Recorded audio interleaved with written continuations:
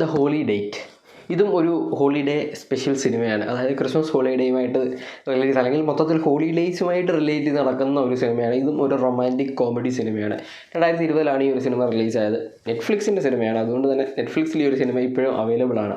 അപ്പോൾ ഈ ഒരു സിനിമയുടെ സ്റ്റോറി യൂഷ്വൽ റോം കോമിലൊക്കെ നമ്മൾ കാണുന്ന പോലെ തന്നെ ഉള്ള ഒരു ഇപ്പം ഫ്രണ്ട്സ് വിത്ത് ബെനിഫിറ്റ് ആയാലും അല്ലെങ്കിൽ നോ സ്ട്രിങ്സ് അറ്റാച്ച്ഡ് ആയാലും അങ്ങനെയുള്ള കുറച്ച് സിനിമകളിലൊക്കെ കണ്ടിട്ടുള്ള സ്റ്റോറി ഉണ്ടല്ലോ, അതേപോലത്തെ ഒരു സിമിലാരിറ്റി ഉള്ള സ്റ്റോറിയാണ് ഈ ഒരു സിനിമയിലും ഉള്ളത്. അപ്പം ഈ ഒരു സിനിമയുടെ ബേസിക് സ്റ്റോറി എന്താണെന്ന് വെച്ച് കഴിഞ്ഞാൽ സ്ലോൺ എന്ന് പറയുന്ന പെൺകുട്ടി, അവൾ സിംഗിൾ ലൈഫാണ് പോകുന്നത്. അതായത് എക്സ് ബോയ് ഫ്രണ്ടായിട്ട് ബ്രേക്കപ്പ് ആവുന്നു. അപ്പം ഇവളുടെ ഫാമിലിയിൽ ഇവൾ മാത്രമേ ഉള്ളൂ, സലൂൺ മാത്രമേ ഉള്ളൂ ഈ സിംഗിൾ ലൈഫിൽ പോകുന്നത്. അപ്പം അതുകൊണ്ട് തന്നെ ഇവളുടെ അമ്മ ഇവളുടെ ലൈഫിൽ ഡേറ്റിംഗ് ലൈഫിൽ കൈ കടത്തുകയും ഓരോരുത്തർ സെറ്റപ്പ് ചെയ്ത് കൊടുക്കുകയൊക്കെ ചെയ്യുന്നുണ്ട്. അപ്പം ഇത് ഇവൾക്ക് ഇഷ്ടപ്പെടുന്നില്ല. അപ്പോൾ ഹോളിഡേയ്സിനാണ് ഈ ഒരു പ്രശ്നം വരുന്നത്. അതായത് ഹോളിഡേയ്സിന് ഡിന്നറിനൊക്കെ വരുന്ന സമയത്ത്, അപ്പം ഒരു ഗെറ്റ് ടുഗദറിന് വരുന്ന സമയത്ത് ഇവൾ മാത്രം ഒറ്റയ്ക്ക് വരുന്നു. അപ്പം അതൊരു പ്രശ്നമാണ്. അപ്പം ഒരു ഡേറ്റ് വേണമല്ലോ. ഈ ജാക്സൺ എന്ന് പറയുന്ന ഇതിനകത്തെ നായകനും ഇതേപോലെ തന്നെയാണ്. അങ്ങനെ പ്രത്യേകിച്ച് ആരുമായിട്ട് ഒരു ഇഷ്ടമൊന്നുമില്ല, ഇതേപോലെ ബ്രേക്കപ്പായിട്ട് നിൽക്കുന്നു.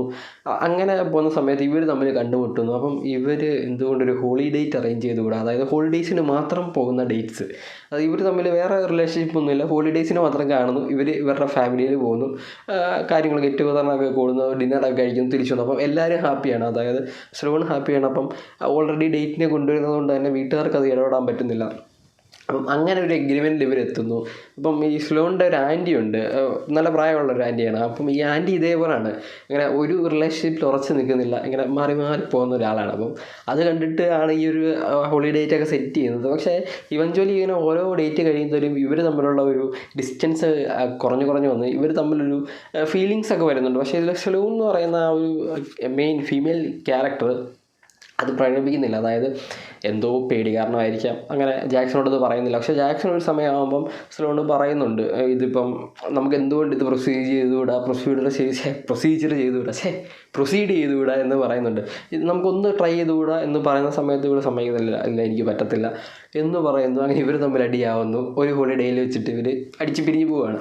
അങ്ങനെ അവസാനം പിന്നെ ക്രിസ്മസ് വരുന്നു. ക്രിസ്മസിന് വരുമ്പോൾ വീണ്ടും ഈ നമ്മളുടെ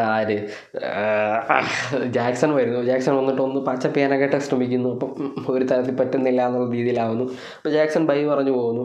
അങ്ങനെ ഇവൾക്കൊരു ഇഷ്ടമുണ്ടെന്ന് ഇവളുടെ റിലേറ്റീവ്സ്, അതായത് കസിൻസ് ആയാലും സിസ്റ്ററൊക്കെ മനസ്സിലാക്കുന്നു. അങ്ങനെ ഇവളുടെ അടുത്ത് പറയുന്നതാണ്, എന്തുകൊണ്ടോ ട്രൈ ചെയ്തുകൂടാ, ഇത് ഒരു ടൈം ചാൻസ് ആണ്, ഒന്ന് ട്രൈ ചെയ്തുകൂടാന്ന് പറയുന്നതും. പക്ഷേ ഇവൾക്ക് പറയാൻ പറ്റുന്നില്ല. അങ്ങനെ ക്ലൈമാക്സ് സീനിൽ ഇവർ ഹാപ്പി എൻഡിങ് ആയിട്ടാണ് നിർത്തുന്നത്. ഞാൻ ക്ലൈമാക്സ് ഒക്കെ റിവ്യൂ ചെയ്തിട്ട് എന്താണ് കാര്യമല്ലേ. അപ്പം ഇതും അവസാനം ഹാപ്പി എൻഡിങ്, ന്യൂ ഇയറിൻ്റെ സമയമാകുമ്പോഴത്തേക്ക് ഇവർ നമ്മൾ ഒന്നിക്കുന്നു. പിന്നെ ഒരു ഹാപ്പി എൻഡിങ് നമ്മൾ യൂഷ്വലി കാണാറുള്ള ഹോളിഡേ സിനിമസ് ഒന്നും ഒരു സാഡ് എൻഡിങ്ങിൽ അങ്ങനെ കൊണ്ട് നിർത്താറില്ല. അതുകൊണ്ട് തന്നെ ഒരു റോം കോം ആയതുകൊണ്ട് തന്നെ ഒരു ഹാപ്പി എൻഡിങ്ങിൽ ഒരു ഹാപ്പി മൂഡിൽ പോകുന്ന ഒരു അടിപൊളി സിനിമയാണ്. നെറ്റ്ഫ്ലിക്സിൻ്റെ സിനിമകൾ നമ്മൾ നെറ്റ്ഫ്ലിക്സിൻ്റെ ടീൻ ഡ്രാമകൾ കുറേ ഉണ്ട്, ടീൻ റോം കോമുകളൊക്കെ ഉണ്ട്. യൂഷ്വലി അത് കാണുന്ന ഒരു ഇത് എനിക്ക് കണ്ടപ്പം നോ സ്ട്രിങ്സ് അറ്റാച്ച്ഡ്, പിന്നെ നമ്മളുടെ ഫ്രണ്ട്സ് വിത്ത് ബെനിഫിറ്റ്, ആ ഒരു സിനിമയായിട്ടൊക്കെ കുറച്ച് റിലേഷൻസ് ഉള്ള ഒരു സിനിമ, അതേപോലെ റിലേറ്റ് ചെയ്തിരിക്കുന്ന ഒരു സിനിമയായിട്ടാണ് ഇത് തോന്നിയത്. എന്തായാലും ഒരു വൺ ടൈം വാച്ചബിൾ ആയിട്ടുള്ള സിനിമയാണ്. ഒരു ഫീൽ ഗുഡ് മൂവി കാണുമ്പോൾ കിട്ടുന്ന ഒരു അനുഭവം ഈ ഒരു സിനിമ കാണുമ്പോൾ കിട്ടുന്നു എന്നാണ് എനിക്ക് തോന്നിയത്. അപ്പം അങ്ങനെയുള്ള സിനിമകൾ കാണാൻ ഇഷ്ടപ്പെടുന്ന ഒരാളാണെങ്കിൽ നിങ്ങൾക്ക് കാണാൻ പറ്റുന്ന ഒരു സിനിമയാണ് ദ ഹോളി ഡേറ്റ്.